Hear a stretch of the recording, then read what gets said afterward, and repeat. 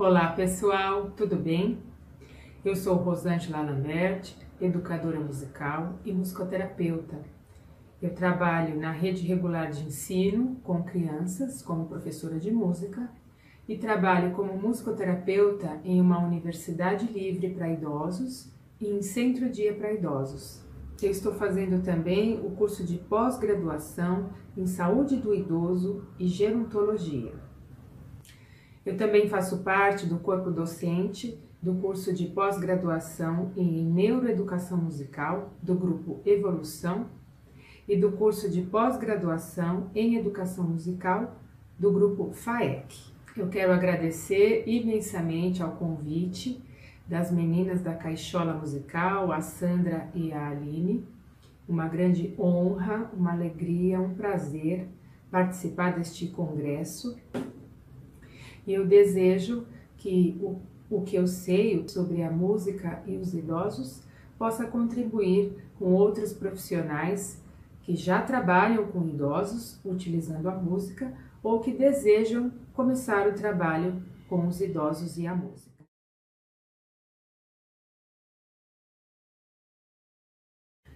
Bem, uma coisa que eu considero de extrema importância para a gente trabalhar com idosos é conhecer minimamente quem é o idoso, né? O que o idoso sente, qual o processo de envelhecimento, quais as dificuldades, as limitações, né? Características e impactos desse processo. Segundo a Organização Mundial da Saúde, idosos são pessoas a partir de 60 anos em países em desenvolvimento, que é o caso do Brasil, e a partir de 65 anos, no caso de países desenvolvidos. E aí eu acho que já começa uma primeira questão, né? A partir de 60 anos, todos são considerados idosos, mas quem trabalha com idoso já sabe que a cada década muitas mudanças acontecem, né? Então, o idoso de 60 é diferente do idoso de 70, que é diferente do de 80, é diferente do de 90. A cada década existem características e impactos, né, que se tornam mais acentuadas com o avanço da idade. O que é ser idoso, né? O idoso é a pessoa que se diferencia dos outros adultos em função da sua aparência, da sua força, da sua funcionalidade, da sua produtividade e também do seu papel social. Outro fator que nós não podemos esquecer é que o processo de envelhecimento é multifatorial e é individual, ou seja, cada pessoa tem a sua maneira própria de envelhecer. Claro que existem as características, né, que são inerentes ao processo de envelhecimento, à nossa programação genética, ao envelhecimento fisiológico do nosso corpo, da nossa mente, mas envelhecer tem a sua subjetividade, porque, na verdade, o velho que nós seremos, o idoso que nós seremos, está ligado ao hábito da nossa vida inteira, né? Alimentação balanceada, saudável, equilibrada, prática de exercícios físicos, não consumo de álcool em excesso, ao cigarro, né? Qualidade da vida social, estímulos cerebrais, né? A pessoa que tem hábito de leitura, que aprende coisas novas. Então, todos esses fatores vão acarretar no envelhecimento X, Y, Z, né? Cada um vai ter a sua característica mais marcante no seu envelhecimento. Outro fator que também tem chamado a atenção, segundo a Organização Mundial da Saúde, até 2025, né, que já está aí, o Brasil será o 6º país do mundo em número de idosos. E até 2030, a expectativa é que pela primeira vez haja uma inversão da nossa pirâmide etária, ou seja, mais idosos do que crianças. De maneira geral, nós podemos dizer que existem 2 tipos de envelhecimento, a senescência e a senilidade. O que vem a ser isso? O envelhecimento fisiológico é um envelhecimento natural do nosso corpo e da nossa mente, né? Existe essa programação genética a qual todos nós estamos submetidos. Então, nesse envelhecimento não há agravos, não há perda de capacidade, mas perda de funcionalidade, né?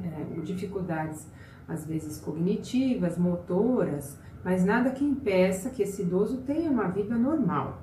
A senilidade é o envelhecimento com surgimento de patologias, de agravos à saúde, como o desenvolvimento de demências, acidente vascular cerebral, doenças não transmissíveis, né? Nós temos bastante casos de pressão arterial, hipertensão arterial, diabetes, entre outros agravos. Um ponto que a gente também deve pensar quando a gente trabalha com idoso é a questão da autonomia e da independência, né? A autonomia é a capacidade que o idoso tem de fazer as escolhas da sua vida. A roupa que ele quer usar, a comida que ele quer comer, que horas que ele quer tomar banho, né? As decisões da vida diária, ele tem autonomia para fazer. Muitas vezes o idoso é autônomo, mas não é independente. Por exemplo, um idoso cadeirante, né? Ele pode precisar de auxílio para tomar o seu banho, por exemplo, né? Então também tem essas questões. Eu tenho nos meus grupos idosos cadeirantes, mas que são autônomos. Bom, tem um outro ponto que eu gostaria de colocar, que eu acho que virou até meio tabu, né? Como é que a gente se dirige à pessoa idosa? Se a gente fala velho, né? O velho tem assumiu esse caráter pejorativo, negativo, né? O que é velho é o que não presta mais, que a gente não quer, né? Ah, isso aqui tá velho, não quero mais, não serve, é inútil. Então, embora a gente diga envelhecimento e velhice com mais tranquilidade, né? O termo velho, às vezes a gente pode ser mal interpretado nesse sentido de ofensa, né? De falta de respeito. Tem também gente que fala melhor idade. Eu, particularmente, não gosto desse termo, porque mesmo o idoso que tem o privilégio de viver um envelhecimento natural, né? Com as suas dificuldades, com as suas limitações próprias do envelhecimento, ele tem consciência das suas limitações, né? Então, todos os idosos que eu trabalho, que eu já tive a oportunidade de conversar sobre isso, eles falam, imagina, não é a melhor idade, mesmo que eu estou bem, não é a melhor idade, né? Então, acho que isso é um eufemismo que a gente deve evitar.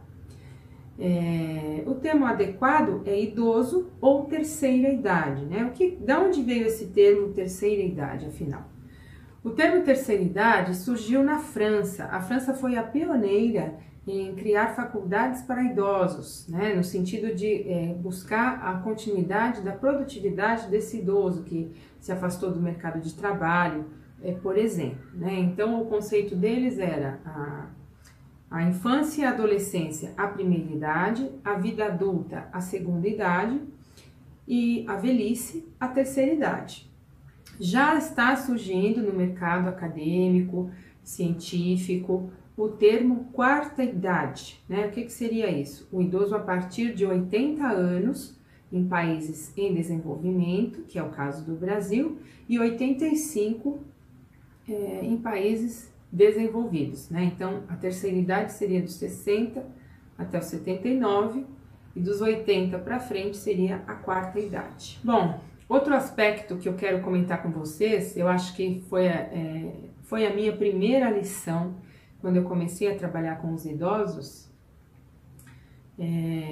No dia que eu fui acolhida no grupo, que eu fui apresentada ao grupo, né, era sabido por todos que eu já era musicoterapeuta, educadora musical, mas que eu ainda não tinha experiência com idosos.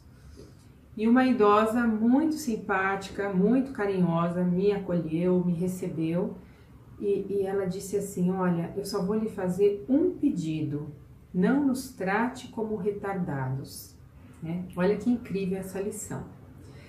E é muito importante a gente lembrar disso, né? Eu tenho observado, eu vejo em algumas situações, muita gente subestima a capacidade do idoso, né? Às vezes fala dele, ele tá ali ouvindo, né? Como se ele não entendesse.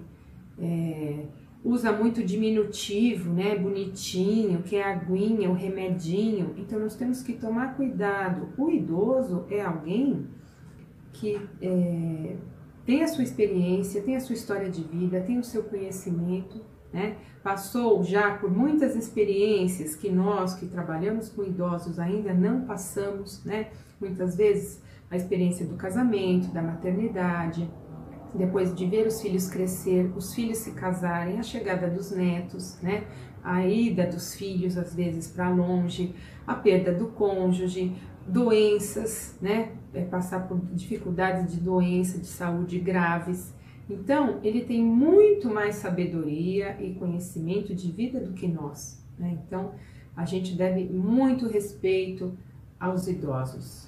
Bom, para quem não sabe, a ciência que estuda o processo de envelhecimento é a gerontologia, né? Do grego, gero quer dizer envelhecimento e logia quer dizer estudo. Então, o estudo do processo de envelhecimento, das suas características, dos seus impactos, de todas as suas mudanças. O gerontólogo é um profissional que tem uma visão interdisciplinar e integrada. Ele pode fazer parte de uma equipe multiprofissional em hospitais, em locais de saúde. Ele pode trabalhar também na área de pesquisa, né, fazendo novas descobertas sobre o processo de envelhecimento. Bom, o processo de envelhecimento ele é marcado por mudanças nos âmbitos corporal, né, fisiológico, cognitivo e psicossocial. Nós vamos falar de algumas mudanças importantes que a gente deve saber para trabalhar com os idosos. Vamos falar um pouquinho agora das modificações fisiológicas, as principais modificações fisiológicas que acontecem no processo de envelhecimento.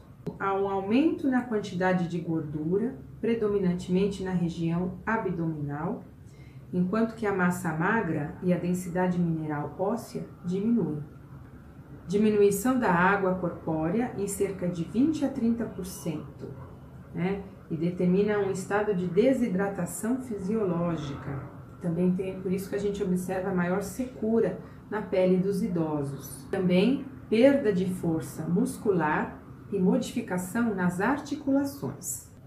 Essas modificações comprometem a agilidade do idoso, né? Muitas vezes a predisposição em ficar em pé, fazer atividades em pé, atividade física, se mexer, né?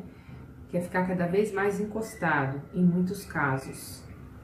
Nos órgãos dos sentidos, nós também temos modificações, né? A visão, que a partir dos 40 anos pode começar a ter a presbiopia, que é a dificuldade de leitura, letras menores de perto. Nós temos também a audição, que acontece com o envelhecimento, uma perda gradativa, principalmente aos sons de alta frequência, ou seja, os sons agudos. Pode também haver uma mudança no paladar, do salgado e do doce, o amargo e o azedo, que são mais acentuados. Bom, com relação às modificações cognitivas, de maneira geral, nós temos lentidão dos processos mentais, né? Então, não é incapacidade, por exemplo, de aprender coisas novas, mas é lentidão no processo de aprendizagem, né? Aprende com um pouco mais de dificuldade. Redução do foco atencional, esquecimentos mais frequentes. Embora a maioria dos idosos não desenvolva processo demencial, a queixa sobre a memória, eu acho que é geral, né? A maioria dos idosos se queixa da perda da memória no seu dia a dia. Especialistas afirmam que a memória é uma das funções cognitivas mais vulneráveis da nossa mente. E nós temos também modificações psicossociais. O envelhecimento, normalmente, ele está ligado à ideia de incapacidade, né? O idoso se aposenta, não está mais no mercado de trabalho, se sente inútil, pode acontecer o isolamento social, o afastamento dos filhos, às vezes também a perda do cônjuge, e tudo isso faz com que a pessoa fique deprimida, fique triste, né? Se sinta sozinha, tenha baixa autoestima. Toda essa mudança de papel social afeta demais o emocional do idoso. Erik Erikson é um dos pioneiros nos estudos sobre o desenvolvimento humano. Ele formulou a teoria do desenvolvimento durante toda a vida e ele afirma nessa teoria que o mais difícil para o idoso é encontrar sentido, significado na sua rotina do dia a dia. Afinal, por que usar a música no trabalho com idosos? Você sabe? Como nós podemos perceber, o processo de envelhecimento acarreta em muitas mudanças na nossa vida, né? No âmbito fisiológico, cognitivo e psicossocial. É claro que ninguém dorme e acorda idoso porque completou 60 anos. Tudo isso é um processo gradativo, né? Mas quando a gente vai trabalhar com idoso, a gente tem que conhecer essas mudanças, o que tá mais difícil para aquele idoso, o que ele necessita mais, para que a gente possa, com as nossas propostas, suprir ou promover a saúde, o bem-estar, justamente nos aspectos que ele mais precisa, né? Então a música ela pode servir como um meio para que a gente trabalhe todas essas necessidades que o idoso possa ter. Nós temos alguns trabalhos acadêmicos que demonstram, que elencam diversos efeitos da música na vida do homem, isso ao longo de toda a sua história, né? Não estamos falando aí só do envelhecimento, né? Nós temos aí, eu vou deixar no final alguma indicação de livros para vocês e dissertações. Quem tiver interesse pode aprofundar o estudo, tá? Então nós temos nos efeitos fisiológicos que a música pode provocar no homem, nós podemos citar efeitos ligados à pressão arterial, ao ritmo cardíaco e pulso, à respiração, respostas musculares e motoras, movimentos peristálticos do estômago, aumento da resistência à dor, entre outros. Ou seja, se eu trabalho com a música, dependendo da textura, da forma, né, da intensidade, da dinâmica, do andamento, do modo maior, menor, eu vou provocar efeitos fisiológicos nessa pessoa, né? Então eu posso afetar o seu ritmo cardíaco, a sua pressão arterial, né? Eu posso mexer com o seu batimento, com o seu ritmo interno. É possível diminuir a dor de um enfermo, por exemplo, com uma música adequada para ele. Efeitos psicológicos da música no ser humano. Vamos ver? A música, pessoal, ela cria ambientes de humor em nós, independente da nossa vontade, aos quais nós reagimos de forma subconsciente e não verbal. A música ela vai direto, não tem como a gente pensar, a gente já sente, a gente já responde, né? Nós reagimos ao estímulo sonoro musical. A música pode despertar, evocar, provocar sentimentos e sensações, ódio, medo, alegria, angústia, paz, tristeza, muitos sentimentos. É possível estimular, provocar com o uso da música. Existem estudos também sobre efeitos estimulantes, efeitos sedantes, dependendo da textura, né? Serafina Blasco, nos compêndios de musicoterapia, relata essas situações, né?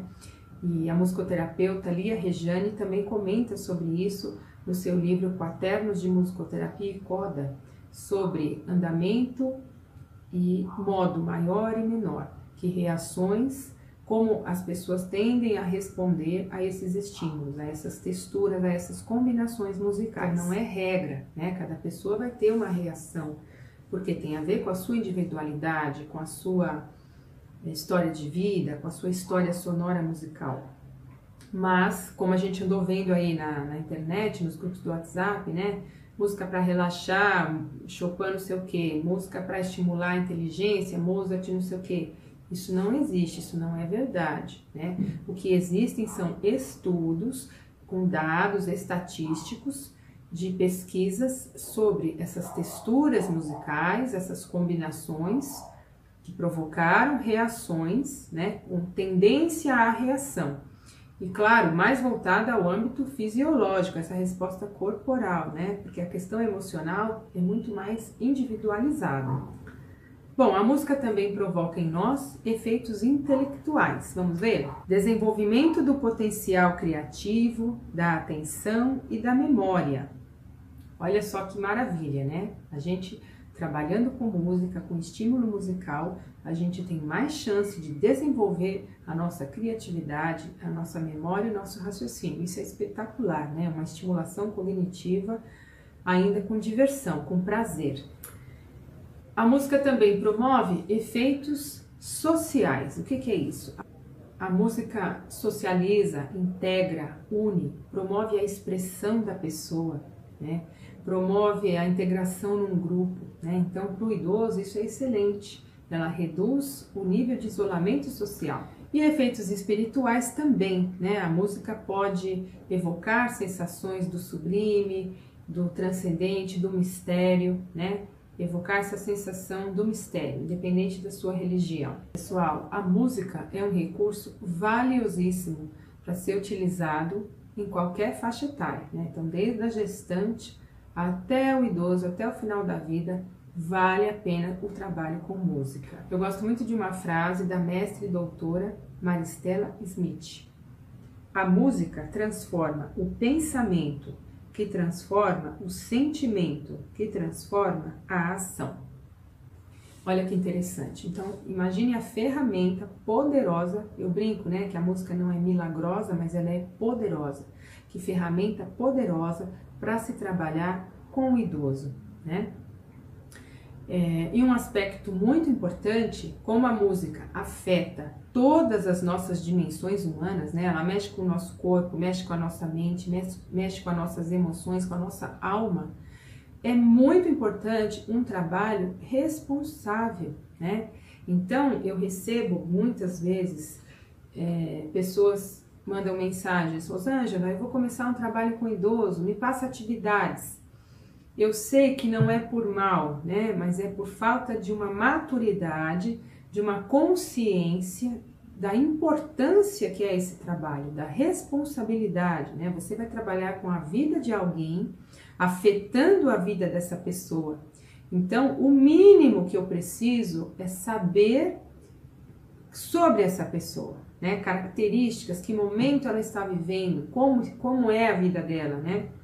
Claro que se eu trabalho com grupos, a gente parte de um geral, né? Não, às vezes não necessariamente dá para a gente coletar informações individualizadas, mas no local que você trabalha, para o gestor do local, você peça se tem alguém que tem alguma particularidade, né? Ou seja, quanto mais informações você puder obter do idoso que você vai atender, que você vai trabalhar, que você vai levar a música, tudo isso vai ser muito importante. Existe também uma coisa que pouca gente sabe. Tem gente que pensa que a música só faz bem à saúde, mas não é verdade. Quando ela é mal usada, ela também pode fazer mal, né? Existem os efeitos iatrogênicos da música.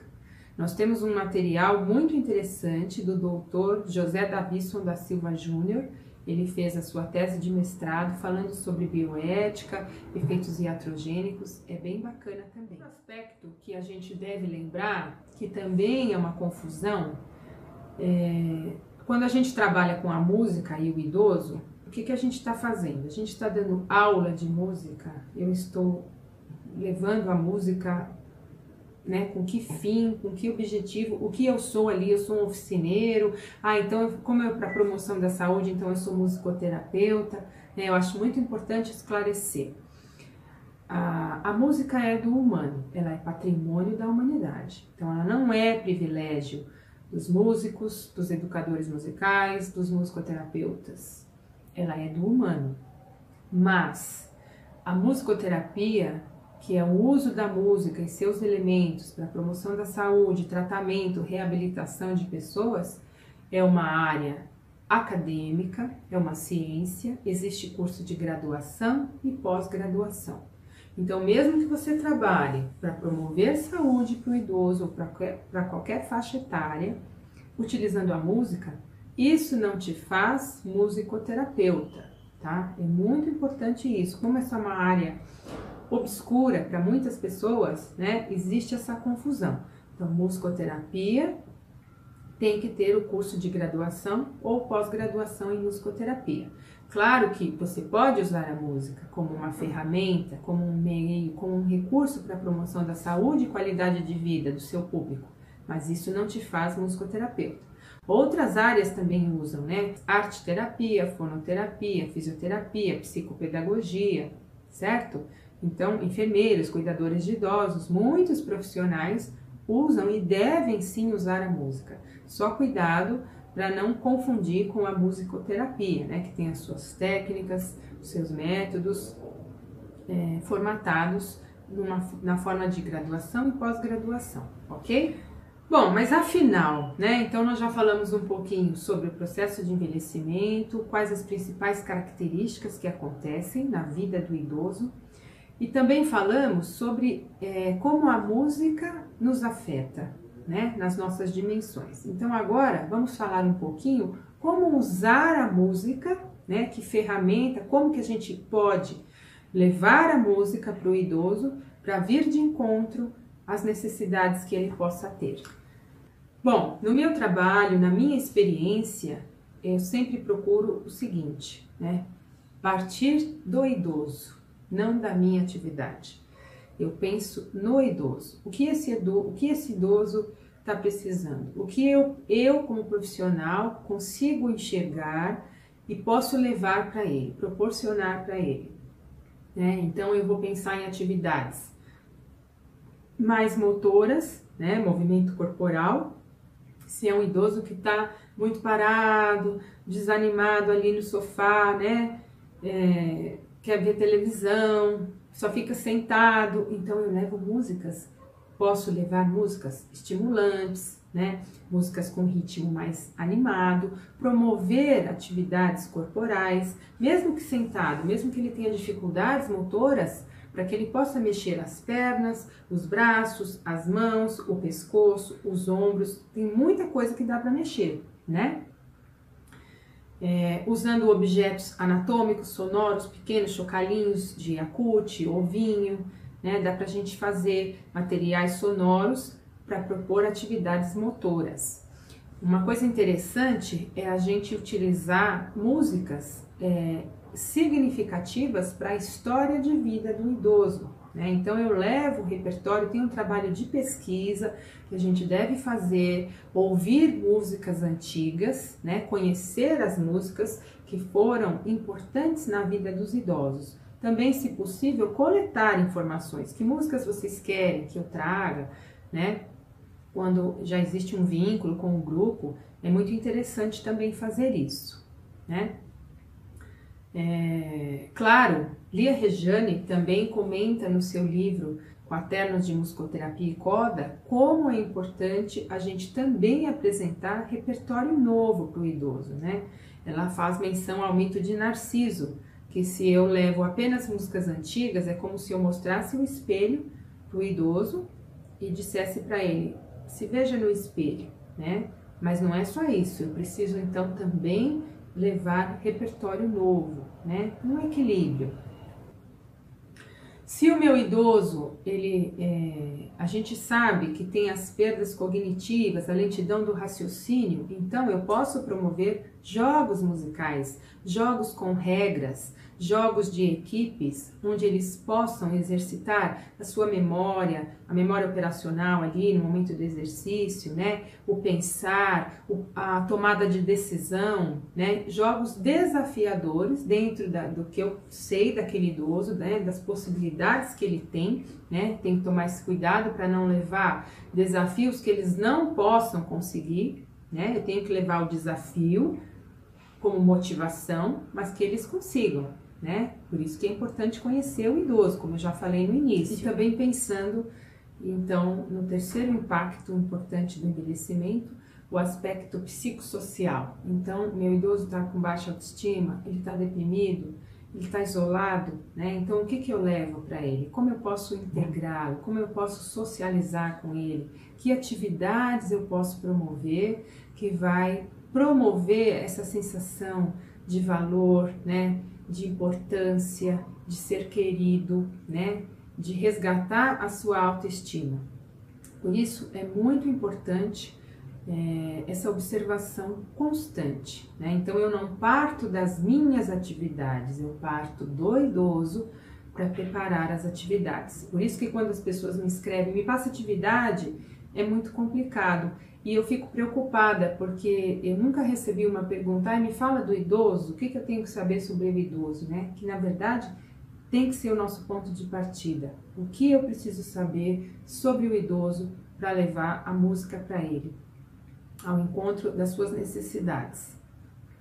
É claro que eu tenho que ter um repertório de atividades, com certeza, né? Se eu não sou da música, se eu não sei nada, não sei atividades, como é que eu vou fazer?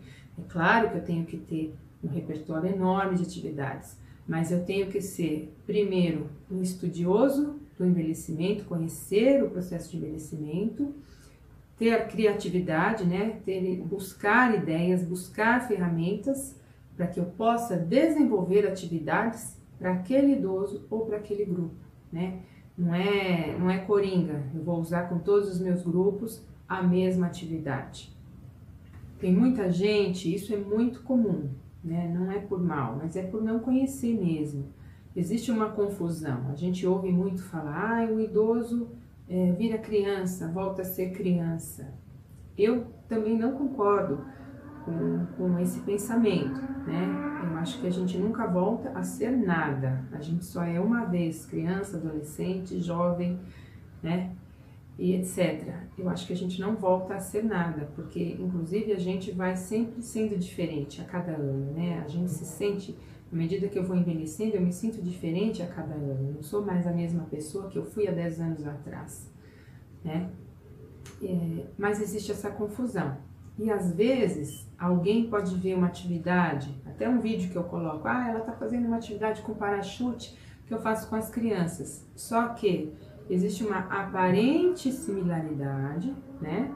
Mas os objetivos são completamente outros. Eu não estou ali pensando em parachute com as crianças, por exemplo, eu posso trabalhar a forma musical, a forma A vai para um lado, a forma B vai para o outro, o interlúdio, o parachute sobe e desce, por exemplo. Com o idoso não, eu posso estar trabalhando o seu movimento, que ele precisa se movimentar, então eu estou pensando no movimento corporal dele, na atenção, na socialização, nesse pertencimento de grupo, né? Então não tem nada a ver com objetivos pedagógicos. Bom, a gente está comentando basicamente sobre o idoso que está em processo de envelhecimento natural, fisiológico, a senescência, né? Mas existem também os idosos que desenvolvem demências, a doença de Alzheimer, que hoje em dia é tão temida, né? A doença de Parkinson. Essas demências, essas doenças também podem receber muita contribuição do trabalho musical. Claro que aí a responsabilidade é maior ainda, né? Você tem que conhecer sobre o aspecto da doença, estar em contato com a família, ver o estágio que esse idoso está da doença, né? O que ele já perdeu. A música, ela pode retardar os agravos da doença. A doença de Alzheimer, por exemplo, é uma doença degenerativa, mas com o uso adequado, né, por um profissional habilitado, os efeitos podem ser retardados. Então, o ideal também é que esse profissional seja um profissional da saúde e que integre uma equipe multidisciplinar, né? A doença de Parkinson também, a mesma forma, né? Tem que saber como vai usar, como é que que música usar, escolher para ajudar na marcha do idoso e tudo mais. Então, não dá para a gente comentar aqui, né? Seriam casos particulares. E também no acidente vascular cerebral, dependendo da sequela, do que aconteceu, se é mais na linguagem, se é mais motor, se é mais cognitivo, a música também pode ser um meio valiosíssimo para o tratamento e reabilitação desses pacientes. Lembrando que profissionais habilitados da saúde, de preferência que integrem uma equipe multidisciplinar, né? O que eu gostaria que vocês percebessem é que usar a música para os idosos não pode ser de forma leviana, banalizada, né? Considerada como algo que qualquer um pode fazer, basta aprender as atividades, né? Na verdade, não é nada disso, né? Não basta aprender as atividades, é preciso muito estudo sobre o processo de envelhecimento, um olhar responsável e consciente para poder levar a música promovendo a saúde e qualidade de vida e bem-estar aos idosos. Tem uma frase que eu gosto muito, é de um psicólogo educacional americano, Lee Schumann. Ele diz o seguinte: o mero conhecimento do conteúdo é tão inútil pedagogicamente quanto habilidades para ensinar sem conteúdo.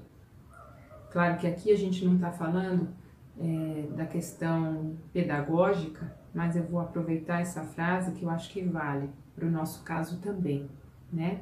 Não basta eu saber teorias sem saber práticas, mas só saber práticas também não vai bastar, né? Então não basta aprender atividades, ter receitas de atividades sem saber sobre a pessoa do idoso, o olhar responsável, consciente sobre o meu público.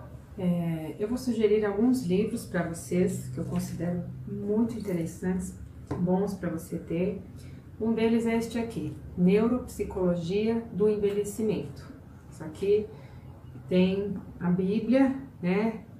Uma abordagem multidimensional sobre os aspectos do envelhecimento em vários âmbitos, por várias óticas, escrito a muitas mãos, um livro maravilhoso para você conhecer o processo de envelhecimento, para pesquisa, para consultar. Outro que eu vou sugerir é da Maria de Lourdes Siquefe, da música, seus usos e recursos. Aqui ela enumera, elucida efeitos da música no nosso corpo, na nossa mente. Muito interessante também, como a música age em nós. E Memórias Autobiográficas e Música em Idosos, de José Davilson da Silva Júnior. Tá? Esse é o mesmo autor que eu comentei sobre a tese de mestrado da bioética, referente à bioética e à iatrogenia musical. Ok? Tem mais livros, né? Vou fazer indicação desses três que eu considero, assim, muito importantes para o trabalho com os idosos. Bom, eu solicitei, quando eu soube desse congresso, né, que eu recebi o convite, eu solicitei que as pessoas mandassem perguntas, que dúvidas elas têm sobre o trabalho musical com idosos, tá? E eu selecionei algumas perguntas. Vamos lá? A primeira pergunta é da Vera Lúcia, ela é psicóloga em Brasília. Ela perguntou o seguinte: você segue alguma programação específica como passo a passo indicado para o trabalho progressivo com idosos? Não, Vera Lúcia, eu não sigo uma programação passo a passo. Como eu disse, eu avalio durante o trabalho, na experiência e no contato com o meu grupo.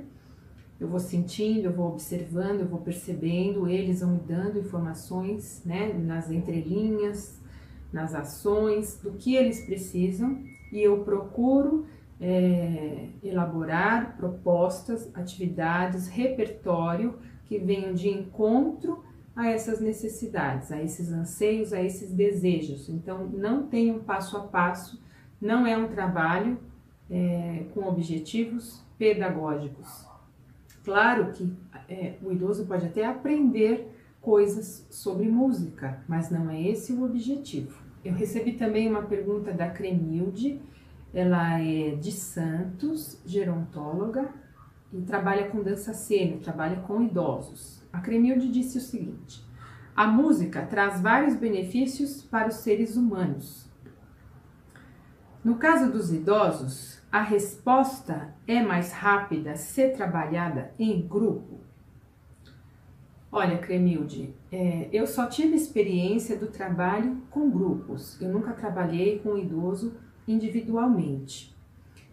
Eu acho que tudo depende, né? Se é um idoso que tem um agravo, que tem uma doença, uma demência, talvez o trabalho particular seja mais focado, direcionado para as necessidades, né, específicas que ele tem, coisa que muitas vezes num grupo a gente tem que nivelar pelo grupo, né? Só que o grupo também proporciona muitos ganhos, porque tem a troca de experiências com os iguais, né?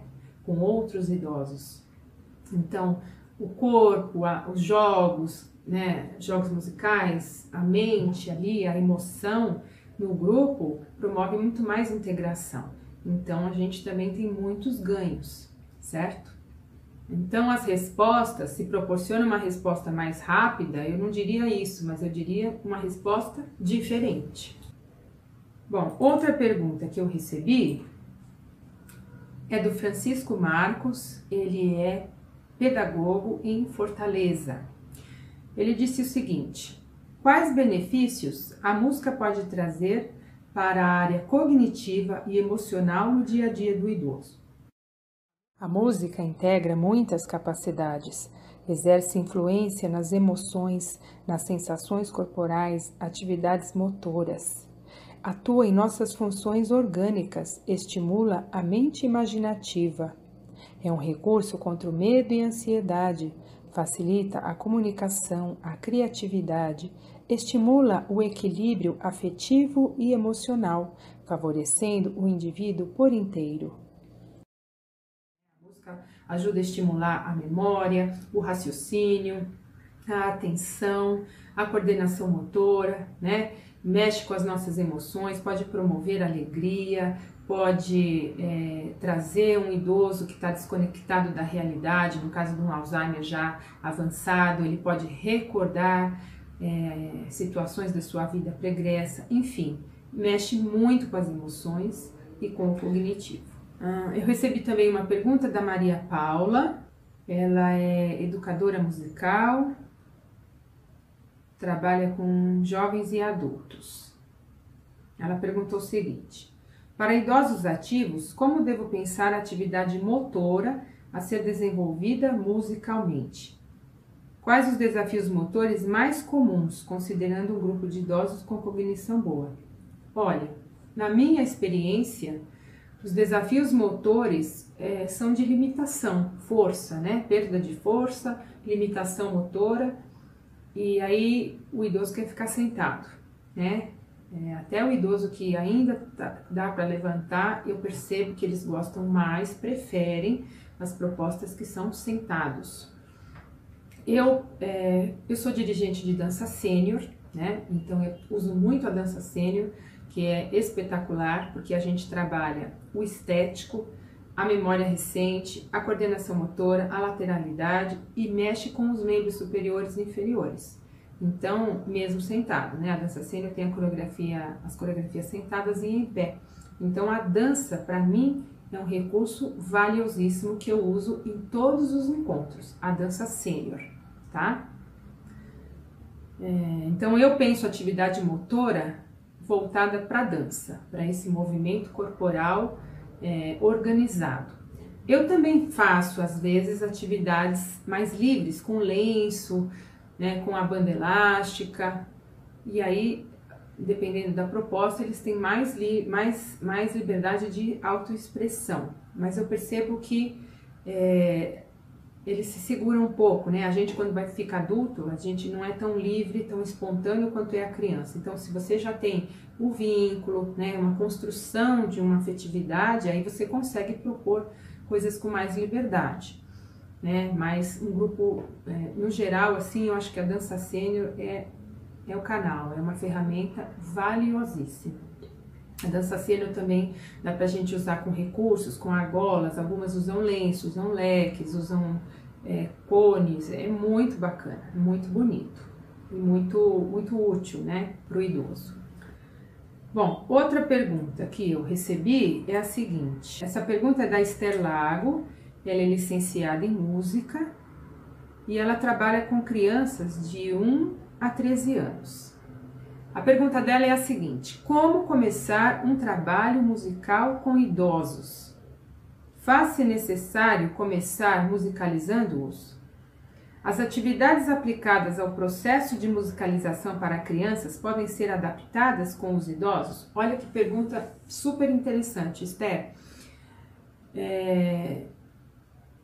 Eu começo colocando as músicas e propondo as atividades. Eu não estou preocupada se eles são musicalizados, se eles conhecem música, se eles sabem tocar instrumento, se eles sabem dançar, se eles sabem cantar. Cada um vai contribuir com o que tem, com o que é possível, né, dentro da proposta, e aos poucos eles vão se desenvolvendo. Então, eu não sei tocar instrumento, mas eu falo, olha, é só sacudir, é só raspar, é só agitar, é só apertar. Experimenta, você vai gostar, né? Se permita experimentar. Então tá todo mundo ali no mesmo barco, ninguém é músico, né? Então não existe essa preocupação de musicalizá-los, né? Como eu já disse, não é um trabalho com objetivo pedagógico. Ele pode até aparentar, né, com um trabalho pedagógico, mas não é. Os objetivos são completamente diferentes. Então, se cantou desafinado, se não tocou no ritmo, não importa, né? Os contextos ali, o objetivo são outros, tá? Então, não é necessário musicalizá-los de maneira nenhuma. As atividades podem ser adaptadas? Muitas sim. Como eu disse, quem assiste um vídeo meu do idoso pode falar, puxa, mas parece uma atividade que eu faço com os meus alunos de 5 anos. E aí vem aquela confusão, né? Tratar o idoso igual criança, não tem nada a ver. Eu estou usando a mesma atividade muitas vezes, com uma abordagem diferente, com um contexto diferente e com objetivos diferentes. Percebe? Então, o leigo que olha e fala, puxa, então eu já sei trabalhar com idoso, é isso? Fazer essa atividade, né? Nem tudo é o que parece, certo? Os objetivos são completamente diferentes. Por isso você tem que conhecer o seu grupo, a necessidade do seu grupo e aí pensar na atividade, que pode ter uma cara, né, de educação musical, de musicalização, mas que não tem nada a ver com isso. Os objetivos são completamente outros. A outra pergunta é da Laura. Ela é terapeuta ocupacional e ela disse que trabalha com idosos em grupo, atendimento individual e domicílio. A pergunta dela é a seguinte: você pode falar sobre memória autobiográfica, a música e o idoso? Quais áreas cognitivas são melhor estimuladas pela música? Todos nós temos memórias autobiográficas. Todos nós vamos construindo ao longo da nossa vida. A música, ela nos resgata, né, para a nossa história de vida. Então, se eu colocar uma música da minha adolescência, eu vou reviver, eu vou recordar o momento da minha infância, da minha adolescência, né, do repertório que for que eu estiver trabalhando. Isso é muito importante, né? A gente resgata a identidade, o nosso eu, né? A nostalgia, a saudade boa, né? Às vezes uma ferida que precisa ser ressignificada, que precisa ser conversada, né? Que precisa ser mexida. Então, tudo depende de cada caso, né? A memória musical é uma das últimas que o ser humano perde. Então, é uma ferramenta muito importante, né? Neste livro, José Davisson da Silva Júnior nos apresenta os resultados da sua pesquisa de doutoramento. Vejamos o que ele nos diz. O envolvimento com a música contribui para a afirmação e a continuidade da identidade em idosos. Melodias de toda uma vida conectam experiências, pessoas, lugares e coisas no presente e no passado. Os resultados indicam que o envolvimento direto do idoso com a música, cantando ou tocando instrumentos, evocou mais memórias autobiográficas do que a audição musical passiva ou a realização de atividades tendo a música como pano de fundo. Quais áreas são melhor estimuladas pela música? Eu não sei responder se tem alguma que é melhor estimulada, né? O que eu sei, o que eu tenho lido, o que eu tenho aprendido é que a música é uma chama de luzes para o nosso cérebro como um todo, né? Ela trabalha o nosso cérebro como um todo, ela trabalha a minha identidade, a minha emoção, o meu cognitivo, a minha atenção, o meu raciocínio, o meu corpo. Então, é uma chama de luzes, né? É uma ferramenta muito poderosa para o trabalho em todas as faixas etárias, para desenvolvimento, para reabilitação, para tratamento, para promoção da saúde.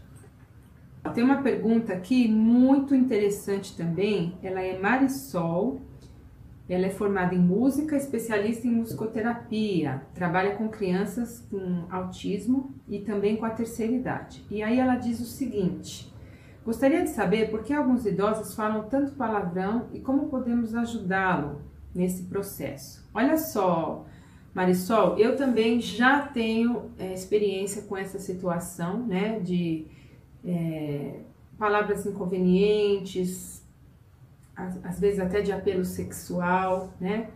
Eu conversei esses dias mesmo, coincidentemente, com um amigo musicoterapeuta, a quem eu tenho profunda admiração, que me ajuda sempre, né? O Mauro Anastácio, musicoterapeuta, está fazendo mestrado em gerontologia. Ele é muito competente no que faz. Aprendi o seguinte, que isso aí é chamado de comportamento desinibido. Isso faz parte de um processo de um desenvolvimento de quadro demencial. Pode incluir comportamentos indelicados, inadequados, ofensivos e também de apelo sexual. Cada pessoa no desenvolvimento da sua demência reage e desenvolve características, né, e reage às circunstâncias. Então, em demência frontotemporal, onde a região do cérebro é mais afetada, isso tende a acontecer mais. Então, a questão é acolher, na medida do possível, desviar a atenção, mudar de assunto e nunca tomar como algo pessoal, né, porque não é com a gente, isso faz parte do quadro demencial. Quem perguntou essa foi Iracema Rodrigues, ela é voice coach, educadora musical. Ela quer saber o seguinte: o que eu preciso saber sobre a voz idosa ao trabalhar o canto com eles? Procurei uma fonoaudióloga, a Tainá, para me ajudar nessa resposta. E ela me disse o seguinte, ela confirmou o que eu havia pensado. Na verdade, os cuidados com a voz, isso a qualquer tempo, né, quem vai fazer canto, o aquecimento vocal, desaquecimento, a água, bastante água, a maçã, né? Ela me disse para evitar, no caso dos idosos, muito leite e muito chocolate, porque engrossam a saliva e podem provocar refluxos. A doutora Ana Cláudia Quintana Arantes, ela também fala sobre a prática do canto para os idosos, e ela fala que é excelente porque fortalece toda essa musculatura que fica flácida no processo de envelhecimento. Então, além de você se divertir, cantar músicas que o idoso gosta, né? O idoso se diverte, canta músicas que ele gosta, treina a sua memória, né? A sua escuta, ele também fortalece toda essa musculatura. Olha, tem uma pessoa, ela se chama Graça, ela é psicóloga clínica, e ela tem um trabalho social com idosos. Ela está perguntando qual é o efeito da musicoterapia no bem-estar do idoso. Graça, eu acho que eu já comentei um pouco sobre isso ao longo do vídeo, né? Na verdade, cuidado quando você diz musicoterapia, né? Não sei se você tem esse conhecimento do que é a musicoterapia, qual o profissional que é considerado musicoterapeuta, né? Na verdade, eu não sei se você quis dizer qual o efeito da música, né?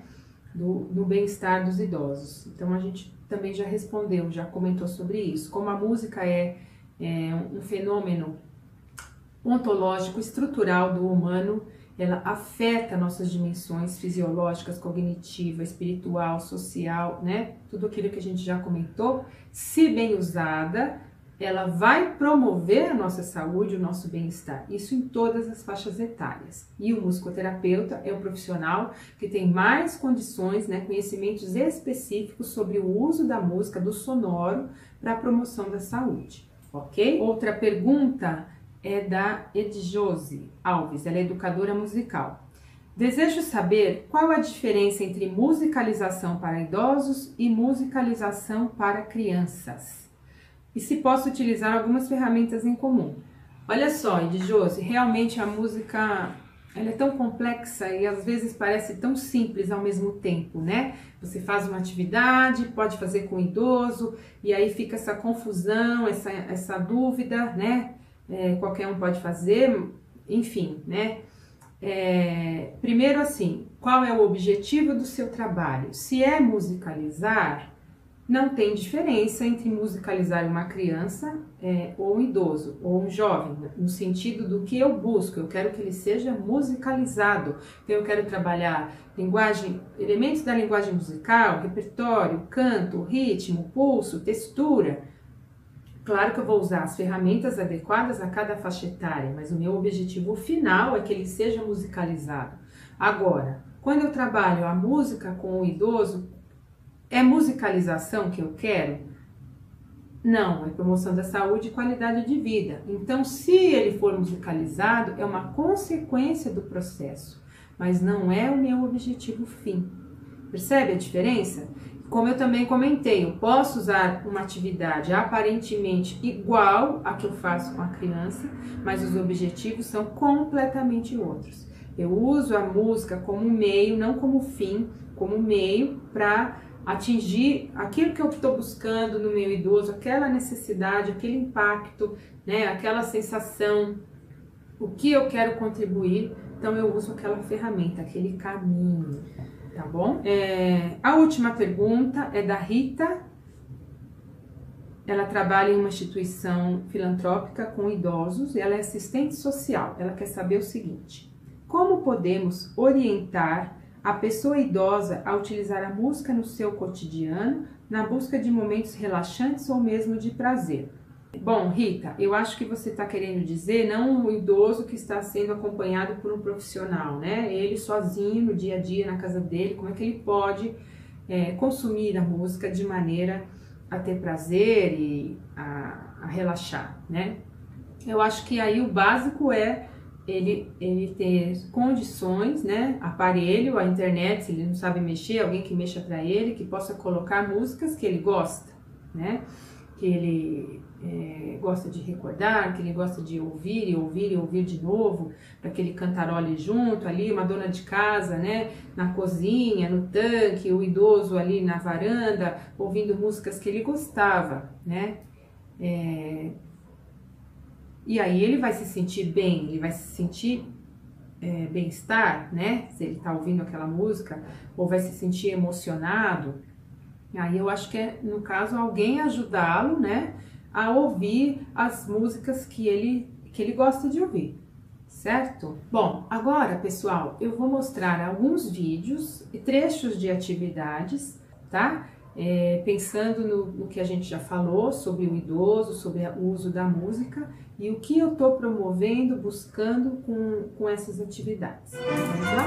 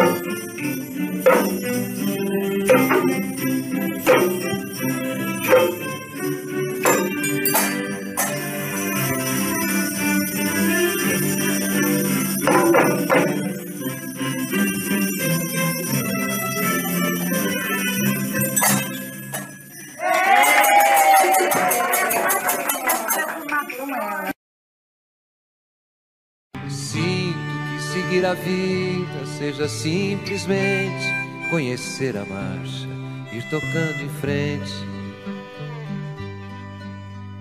Cada um de nós compõe a sua própria história, e cada ser em si carrega o dom de ser capaz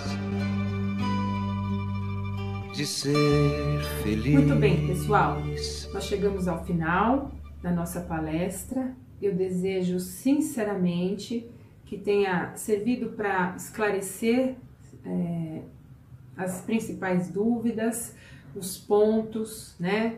A confusão que tem com a musicoterapia, com a musicalização, enfim. Eu me coloco à disposição, vou deixar aqui todos os meus contatos. Se você quiser continuar essa conversa, eu vou ter prazer, disposição em continuar conversando com você. Agradeço mais uma vez a toda a equipe, aos meus colegas parceiros, palestrantes, e a Sandra e a Aline por essa maravilhosa oportunidade de mostrar um pouco a minha experiência com vocês. Muito obrigada. Um beijão.